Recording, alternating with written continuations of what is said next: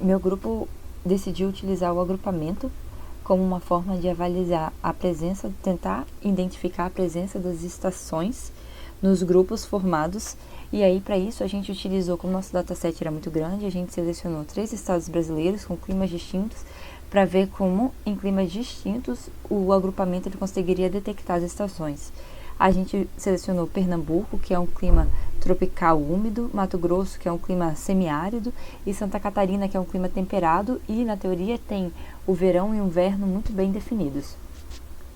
Para Pernambuco, o agrupamento ele funcionou bem, detectando uma distinção entre os dias a menos e os dias mais quentes, né? Que os dias mais quentes são o verão, dias a menos são as demais estações, não chega a ter um inverno marcante. Mato Grosso, como é muito seco, são muitos dias quentes, o nosso agrupamento não conseguiu perceber nenhuma distinção muito significativa, enquanto que Santa Catarina, que era o clima temperado, realmente o agrupamento ele funcionou muito bem, conseguiu distinguir muito bem o que era verão e o que era inverno.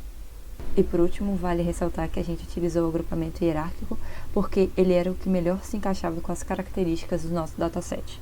Bem, agora vamos falar sobre o classificador. O classificador, nossa ideia principal foi pegar as informações dos dias e com essas informações dos dias a gente pega a temperatura mínima, máxima, vento, umidade e tenta fazer um classificador que vai escolher uma das estações do ano e classificar nela, né? Tipo, a gente vai tentar classificar as estações do ano de acordo com essas informações do dia. Temos que destacar que por causa de limitações computacionais, a gente teve que diminuir a amostra e também a gente teve que retirar valores nulos porque estavam prejudicando a execução dos algoritmos. Enfim, para a gente fazer esse classificador, a gente escolheu 3 estados brasileiros, três estados brasileiros, desculpa aí. É que a gente escolheu então Santa Catarina, Pernambuco e Mato Grosso. Essa escolha foi porque os três apresentam climas diferentes. Santa Catarina tem um clima mais temperado, com temperaturas mais frias. Pernambuco tem um clima semiárido, com temperaturas mais quentes, pois está na linha do Equador. E Mato Grosso, está perto da linha do Equador, né? E Mato Grosso possui temperaturas, possui um clima mais úmido, né? Um clima semi-úmido. Então, a gente pode destacar aqui que todos os três a gente prepara os dados, a gente executa os k-neighborhoods, árvore de decisão, CFC e a floresta aleatória. Em todos os três a gente teve um desempenho melhor no inverno e a floresta aleatória foi o que desempenhou melhor nos todos os 3 estados. Um destaque para Mato Grosso, que teve o melhor desempenho na floresta aleatória no inverno dele, com uma taxa de acerto de uma precisão de 80%. E, enfim, a gente não conseguiu fazer um classificador tão bom, porque no Brasil ele não tem as estações do ano tão bem definidas. Então o classificador se confundia muito facilmente nas outras estações, como você pode ver depois que a precisão, o F1 score deles estão bem medianos. Tipo, o melhor que a gente conseguiu foi 60% em alguns estados aqui. Olá, eu sou o Juan e venho aqui falar da parte do nosso trabalho referente à correlação entre as variáveis. Inicialmente a gente começou abordando os dados diários, porque é um dataset, é um data frame mais simples e mais fácil de se trabalhar, com menos características. A gente começou limpando ele e então utilizamos a correlação linear com o método Pearson, onde vimos que não foi tão efetivo utilizar esse método. Mais tarde a gente vai ir mais abaixo no documento, a gente tentou corrigir essa falha. Mas tem algumas falhas que seriam inerentes ao uso da correlação linear para essa análise de correlação, como a correlação dessas variáveis de chuva, temperatura, umidade, vento para a data e para a estação. A estação, porque é na verdade um dado qualitativo e não quantitativo, e a data porque é esperado que seja um ciclo ao longo do tempo, né? E não que seja algo que cresce linearmente. Não é esperado que amanhã chova mais do que hoje e infinitamente isso, né? Então, buscamos novas ferramentas, principalmente para analisar a relação com as cidades. As cidades, por serem um dado quantitativo, não estavam sendo bem analisados pela correlação linear e exploramos, por exemplo, a ANOVA, onde conseguimos fazer uma observação muito mais pertinente e descobrimos que a temperatura mínima, média e o vento médio são as características que têm uma relação mais forte com a cidade. Outra visão que a gente resolveu ter depois disso foi a de imaginar a cidade como se fosse um rótulo para um classificador. E aí a gente utilizar os métodos de feature selection para poder descobrir quais características que têm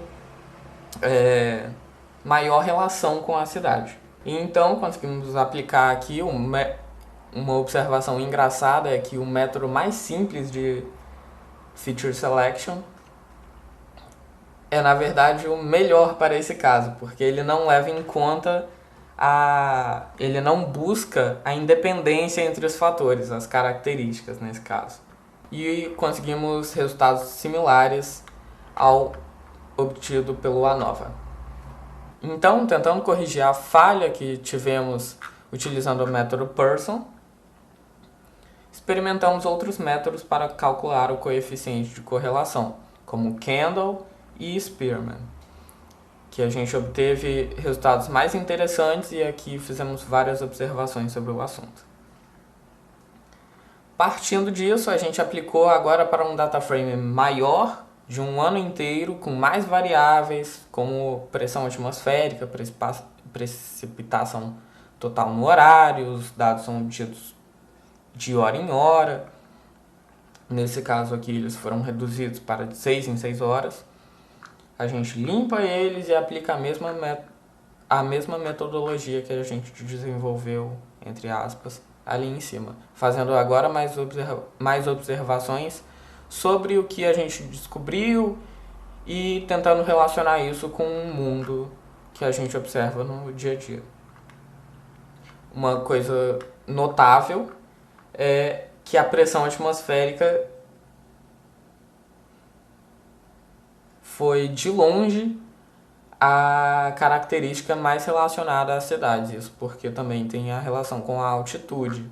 E também os métodos utilizados para correlação, os métodos utilizados para determinar o coeficiente da correlação, não se comportaram da mesma forma como no caso anterior.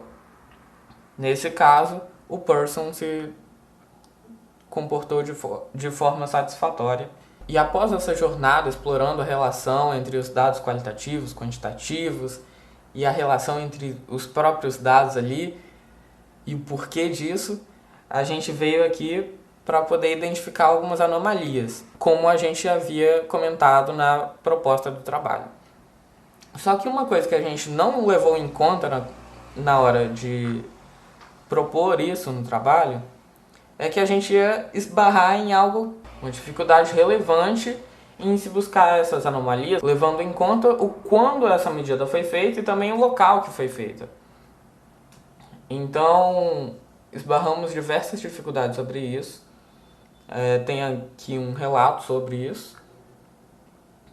E partimos depois para uma abordagem mais simples, onde separamos por estado e plotamos as características para observar através do gráfico, fazer uma análise visual sobre esse gráfico e então buscar relacionar com acontecimentos e notícias que a gente encontrar pela internet.